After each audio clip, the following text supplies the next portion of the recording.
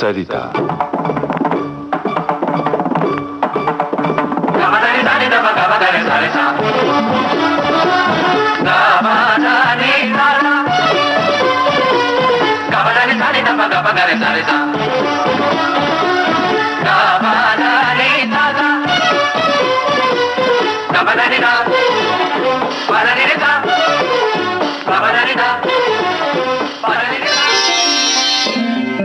श्रोताओं नमस्कार।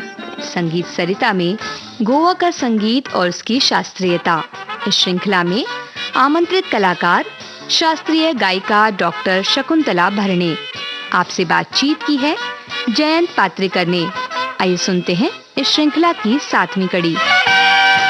नमस्कार श्रोताओ, गोवा का संगीत और उसकी शास्त्रीयता, इस श्रृंखला में आप सभी का स्वागत है। और स्वागत है जानी मानी शास्त्रीय गायिका डॉक्टर शकुंतला भरणे का, और उनको साथ संगत दे रहे हैं तबले पर श्री तनय रेगे जी और हारमोनियम पर धनराज मड़कईकर जी। शकुंतला जी, हम इस श्रृंखला की जब बात कर रहे थे, इसके बारे में चर्चा कर रहे थे, तो आपने कहा था कि गोवा के संगीत में शास्त्रीय तालों का अपना महत्व है। आज उसकी बात करते हैं। तालों के बारे में जानते हुए मुझे एक यहाँ बात कहनी है जी। हमारे डॉक्टर पांडुरंग फरदेसाई ने इसके ऊपर बहुत अच्छा लिखा हुआ है। गोवा के संगीतज्ञ थे स्वर्गीय मलबाराव सरदेसाई करके, जो खुद खापरुमाम पर्वतकर जी के शागिर्द रहे। और उन्होंने एक पुस्तक लिखा हुआ है जी, खांब घुमटाच्या सावलीतील। अच्छा। ये पुस्तक में गोवा के शास्त्रीय संगीत के परंपरा के बारे में, उस जमाने में संगीत का एक विशेष बाज था, जो तरीका था, अच्छा, प्रचलित था वो तरीका। जी, जी, जी। वो आज ऐसा नहीं है, उनका कहना ये है। परंतु पिछले कुछ दशकों से गोवा का संगीत जो है वो पूरा हिंदुस्तानी संगीत में एकरूप हुआ है। सुरीलापन और लयकारी गोवा के संगीत का आत्मा है जी। गोवा में विविध तालों से गाया बजाया जाता था पुराने जमाने में। जी, जी। आज भी गाते हैं। अनवट तालों का बजाना, तालों की नई निर्मिती करना और तैयारी से बजाना, ये तो गोवा के लोगों की खासियत थी जी। अगर आप खापरुमामा पर्वतकर के बारे में सुना है तो मालूम हो जाता है, उनका जैसा तबला वादक आज तक जन्मा नहीं, ऐसे बोलते हैं। अच्छा। उस जमाने में गोवा में एक संस्था हुआ करती थी, गांवकारी संस्था बोलते थे, इसकी स्थापना की थी। और गोवा का सब व्यवहार उसी द्वारा होता था। अच्छा। मंदिर वो एक उनका मध्यवर्ती केंद्र रहता था। केवल भक्ति या धार्मिकता यही वजह नहीं थी, उसमें गोवा के सामाजिक, सांस्कृतिक, ये सब मूल्यों का वहाँ पे संभालना होता था, चर्चा होती थी। सांस्कृतिक परंपरा संभालना और इसका जतन करना, इस तरह का गांव का हर आदमी यहाँ जुड़ा हुआ रहता था। क्या बात। और सामाजिकता रखने के वजह से किसी को भी हम जबरदस्ती से नहीं तो अपने दिल से ये सब लोग कला प्रेमी हो जाते थे। और इसीलिए अपनी इच्छा शक्ति से जो करते हैं ना, उसमें जो भावना और जो समर्पण होता है वो तब होता था। जी, जी। ताल सुर का ज्ञान जो हम विषय पर अब आते हैं, आप अपने आप आत्मसात होता था उन लोगों को जी। इसलिए शास्त्रीय संगीत का ख्याल गायन, द्रुत चीजों का प्रस्तुतिकरण, वृत्त गान, पद और भजन, ऐसे प्रकार गोवा में सर्रास चालू रहते थे। गोवा में सब मंदिरों में कोई अवसर पर पूजा ऐसा कुछ है तो। अच्छा। हमारे कई मंदिर में आज भी अगर आप पूछे तो पुराने जो चौपड़ी बोलती है, नोटबुक, अच्छा, ये रखे है, जहाँ सिर्फ वो गाना और जो राग में वो है वो लिखा हुआ है, सिर्फ रागों का नाम लिखा हो, तब वो नोटेशन लिखने की परंपरा नहीं थी। इसीलिए वो उनकी बराबर क्या है, कैसा है, वो समझ में नहीं आता। लेकिन ये नोटबुक आज तक मिलते हैं। अच्छा। मैं अधिकारवाणी से तालों के बारे में नहीं बोल सकती हूँ, फिर भी हमारे गांव में एक महालसा का मंदिर है मारदोल में। जी, जी। वहाँ रहने वाले एक पारंपरिक वादक है जी, जो पुराने सब ताल वाद्य बजाते हैं, चौगुड़ा वादन ऐसे बोलते हैं, नबत सब वाद्य, नगारा, के पास मैंने थोड़ी सी बात करके हमारे लोगों के लिए लाई हूँ। अच्छा। लेकिन उससे पहले चौगड़ा वादन जो सब मंदिरों में रहता है वो थोड़ा हम सुनेंगे और बाद में हम ये शांतिलाल मारदोड़कर का जो कहना है वो सुनेंगे, उनकी रिकॉर्डिंग सुनेंगे। हाँ। जी।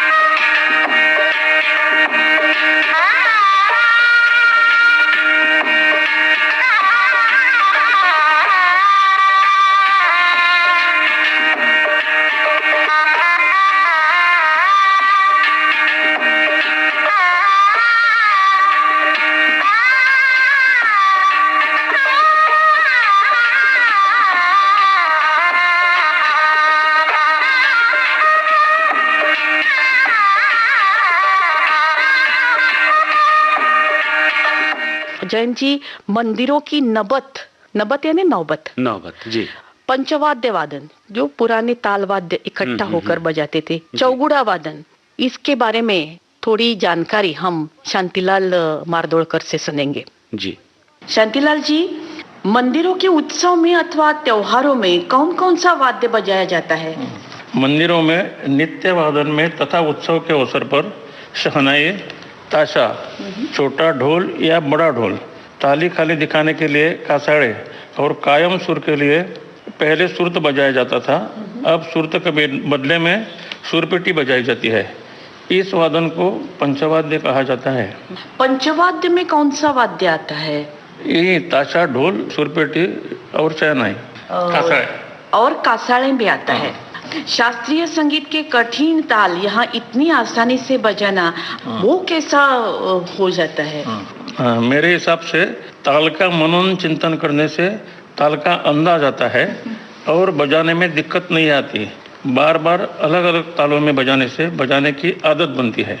जयंत जी, ये जो चौगड़ा वादन है, हाँ, गोवा के मंदिर में जो बजता है जी, उसके ही ढंग से हमारी गोवा की मशहूर गायिका जिनकी हमने अभी अभी सेंटेनरी ईयर सेलिब्रेट किया, विदुषी शोभा गुरुटू जी, उन्होंने एक कवि माधव बोरकर का गीत गाया है। वो गोवा के देवी के ऊपर ही है, तू देवी महामाया।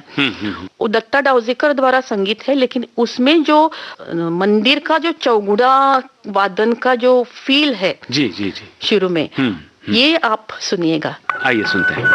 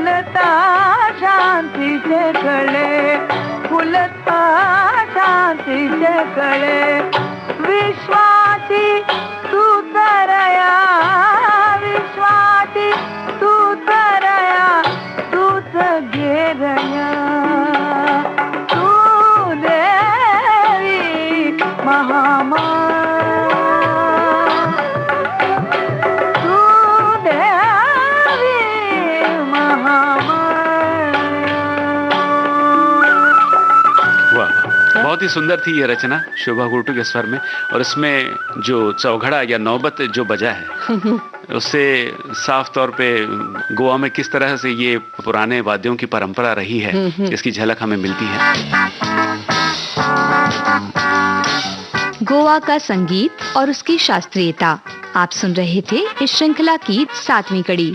आमंत्रित कलाकार शास्त्रीय गायिका डॉक्टर शकुंतला भरणे से बातचीत कर रहे थे जयंत पात्रिकर, हारमोनियम संगत धनराज मडकईकर, तबला संगत तनय रेगे, ध्वनि मुद्रण HR पाटले और कार्यक्रम की प्रस्तुतकर्ता अनुश्री पाठक।